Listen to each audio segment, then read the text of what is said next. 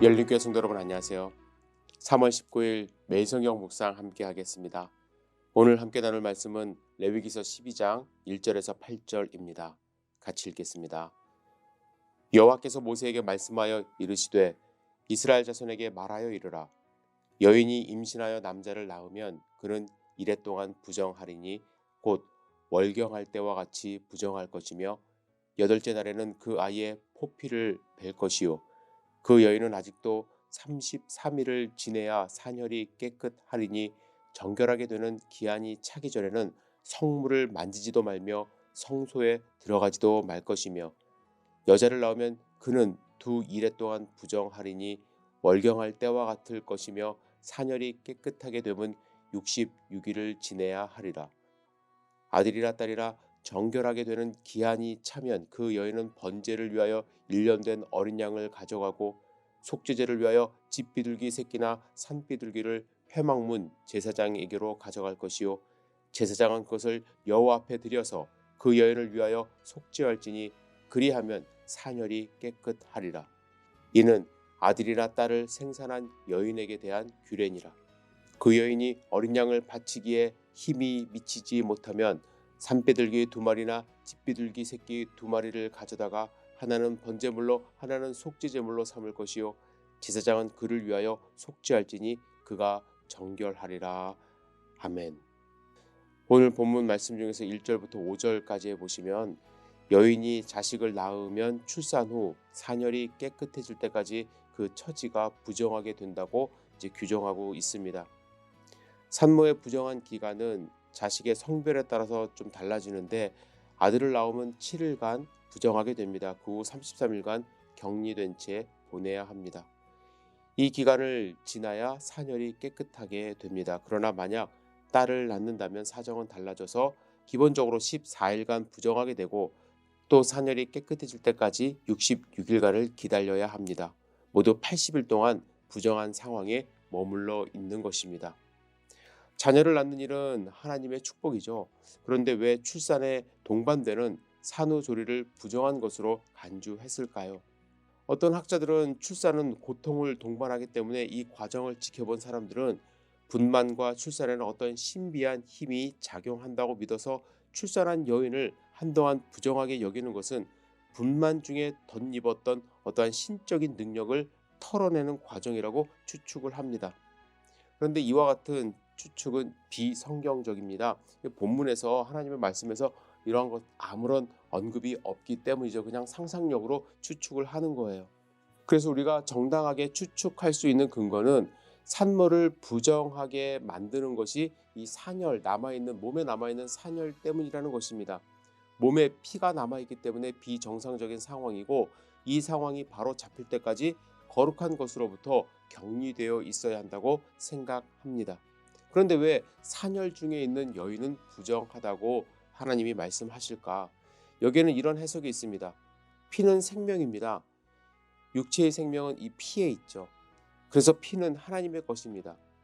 하나님이 주신 생명력이 피에 담겨 있습니다. 그러므로 피를 흘린다는 것은 하나님이 부여하신 생명의 힘을 잃는다는 것을 의미한다는 것입니다.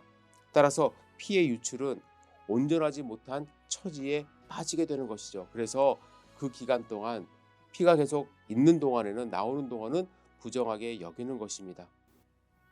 이외에도 다른 여러 가지 해석들이 있는데 분명한 것은 12장의 말씀은 참 해석상의 어려움이 있는 것은 분명하죠. 하지만 또한 분명한 것은 출산 후 산혈로 고생하는 여인을 보호하기 위한 권리 장정과도 같은 것입니다. 분만 후 몸조리하는 여인을 접촉해서는 안 되는 사람으로 이제 격리를 해두는 거예요. 본문은 그래서 산후 산혈로 고생하는 여인, 산후에 몸조리하면서 건강을 회복하는 중에 있는 여인을 함부로 대해서는 안 된다는 것을 분명하게 또한 가르쳐주고 있는 것입니다.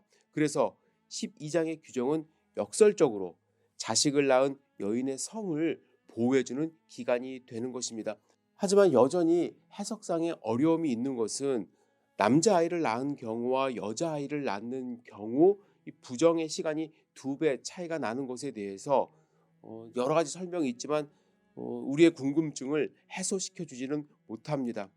그러나 우리가 그 기간도 중요할 수는 있지만 모르는 것은 그냥 하나님의 뜻으로 우리가 받아들여야 될 것 같고요. 여기서 중요하게 여겨야 할 것은 그 기간의 차이보다도 정결을 이루는 자리가 바로 삶의 현장이 되어야 한다는 것입니다. 하나님의 백성은 예배하는 자리만이 정결한 자리가 아니라 교회에 나와서만이 정결한 곳이 아니라 먹고 자고 또 마시는 어떠한 일상생활의 현장에서 하나님이 기대하시는 정결한 모습을 이루는 백성이 되어야 함을 말씀합니다. 임신에서 출산 그리고 이 회복에 이르는 모든 과정에서 하나님은 하나님의 백성다운 정결과 순결을 또한 요구하시는 것입니다. 하나님이 이렇게 요구하시는 것을 잘 이해를 하셔야만 합니다. 그냥 인권을 유린하기 위해서 천하게 봐서 그 사람들을 부정하다 이렇게 말씀하시는 것이 아니라 그를 보호하기 위해서 그가 정결케 되어가는 과정을 특별하게 하나님이 보호막을 쳐주시면서 완전한 회복을 하기 위하여 하나님이 내려주신 특단의 조치라고 저는 생각합니다. 하나님은 우리 모두에게도 이러한 정결한 삶을 요구하십니다.